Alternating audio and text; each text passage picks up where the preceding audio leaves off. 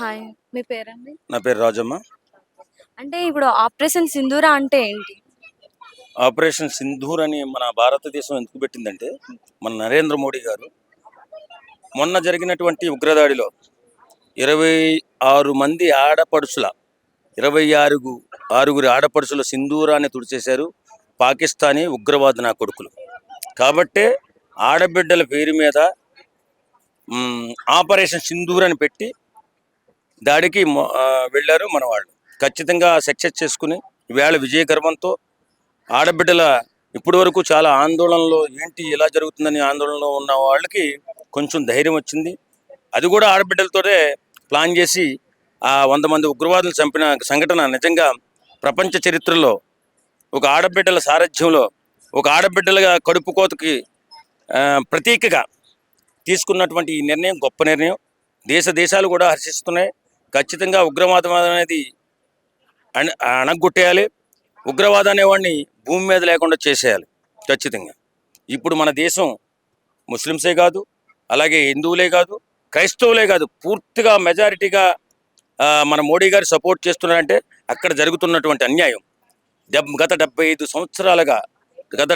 సంవత్సరాలుగా వీళ్ళు చేస్తున్న మారణ హోమం శాంతి శాంతి శాంతి శాంతి అని ఇప్పటి వరకు ఓపిక పట్టి ఇక ఓపిక నశించిపోయి ఈరోజు జరుగుతున్నటువంటి ఆ ఉగ్రవాద నిర్మూలన చర్యలు ఏమున్నాయో గొప్ప చర్యలవి. నరేంద్ర మోడీ గారికి పాదాభివందనం చేస్తూ, అలాగే విరోచితంగా పోరాడుతున్నటువంటి వీరవనితలు అక్కడ మన సైనికులు వాళ్ళకి పాదాభివందనం. భారత్ మాతకి జై అంటూ ప్రతి ఒక్కరూ కూడా ఈ సందర్భాన్ని మా మోడీ గారికి సపోర్ట్ చేసుకుంటూ అందరూ కూడా మన దేశంకి సపోర్ట్ చేస్తున్నారు. అంటే ఇప్పుడు పాకిస్తాన్కి చైనా సపోర్ట్ చేస్తుందని టాక్. ఇది ఎంతవరకు నిజం అంటారు? విశ్వాసం లేని వాళ్ళు ఏమంటారంటే అది అసలు మనం దేని మీద పోరాడుతున్నాం? ఒక మనిషి పోరాడట్లా, మృగాలతో పోరాడుతున్నాం. మానవత్వం లేనటువంటి మృగాలు పాకిస్తానీ ఉగ్రవాదులు వాళ్ళతో పోరాటం చేస్తున్నాం. అంతేగాని మనం ఏదైనా మనుషులతో పోరాటం చేయట్లేదే, మనం మానవత్వంతో పోరాటం చేస్తున్నాం. మొన్న జరిగినటువంటి 9 ఉగ్రవాద సంస్థలపై జరిగినటువంటి ఈ పోరాటంలో ఒక్కడైనా సామాన్య ప్రజలు చనిపోయారు లేదే. ఉగ్రవాదులు మాత్రమే చనిపోయారు, మృగవాళ్ళు మాత్రమే చనిపోయారు. మరి అలాంటప్పుడు అది యుద్ధం అని ఎందుకు కోరుకోవాలి? వాళ్ళు ఎందుకు సపోర్ట్ చేస్తున్నారు? అంటే వాడికి మానవత్వం లేదన్నమాట. లేనప్పుడు మనం ఏం చేస్తాం? చూద్దాం, ఎలా జరిగేది ఉంటే అలా జరుగుతుంది. అంటే ఇప్పుడు AP deputy CM Pawan Kalyan గారు ప్రెస్ మీట్ పెట్టారు. మరి తెలంగాణ ప్రభుత్వం ఎందుకు రియాక్ట్ అవ్వలేదంటారు? అయ్యో, అదేం లేదమ్మా. తెలంగాణ ప్రభుత్వం మనం ఏం అనకూడదు. ఎందుకంటే తెలంగాణ ప్రభుత్వం చాలా ఎలక్ట్గా ఉంది ఈవేళ.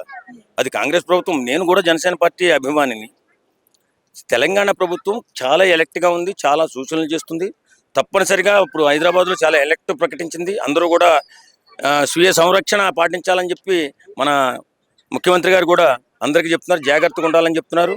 అలాగే మన పవన్ కళ్యాణ్ గారు ప్రెస్ మీట్ పెట్టారంటే ఆయన ఖచ్చితంగా దేశం పట్ల ఎప్పుడూ అభిమానించే వ్యక్తి.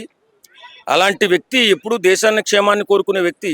ఆయన బ్రహ్మాండంగా జనాలంతా బాగుండాలి, అందులో మనం ఉండాలనుకున్న వ్యక్తిత్వం ఉన్న మహానుభావుడు ఆయన కోరుకోవడంలో తప్పులేదు. ఆయన కూడా అన్నారు కదా, మనం ఎన్నాళ్ళని శాంతి వహిస్తాము, ఎన్ని రోజులని ఇలాగా 70 సంవత్సరాలుగా శాంతి అని ఇంతమందిని కోల్పోతున్నాము. ఒకసారి యుద్ధం చేస్తే తెలిసిపోతుంది వాళ్ళ మనమా. లేదు, ఖచ్చితంగా యుద్ధం, న్యాయం నీతి నిజాయితీ మన వైపు ఉంది. ఖచ్చితంగా మనమే పోరాటం చేస్తాం, మనమే గెలుస్తాం. ప్రపంచ దేశాలు కూడా ఈరోజు మోడీ గారు తీసుకున్న నిర్ణయానికి జయజయధ్వానాలు పలుకుతున్నారు. ఎందుకు? ఉగ్రవాదాన్ని అణచివేయాలని, చాలామంది ఉగ్రవాదం పోవాలి అణచివేయాలని ఐక్యరాజ్య సమితిలో కూడా మాట్లాడుతున్నారు. కానీ ఎవడో కూడా ఉగ్రవాదం వైపు కన్నెత్తి చూడలేదు. ఏం ప్రమాదం చేస్తారని ఈవేళ ధైర్యం చేసి భారతదేశం సింహాల్లా గర్జించి వెళ్ళి ఉగ్రవాద సంస్థలు 9 మెయిన్ సంస్థల మీద కొట్టుపడేసింది. ఇది భారతదేశ పౌరుషం అంటే. ఇది మా భారతదేశ సైనికుడి పౌరుషం. ఇది మా భారతదేశ వనిత సైనికురాలి పౌరుషం. కాబట్టి ఈవేళ మనం చేస్తున్నది ఖచ్చితంగా చేయాలి. ఆ దేశానికి ఖచ్చితంగా బుద్ధి చెప్పాలి. బుద్ధి చెప్పే ఉగ్రవాదం అనేది నేలమట్టం చేశారు. అంతే అంతే అంటారా? అంతే. Okay, thank you sir. Thank you.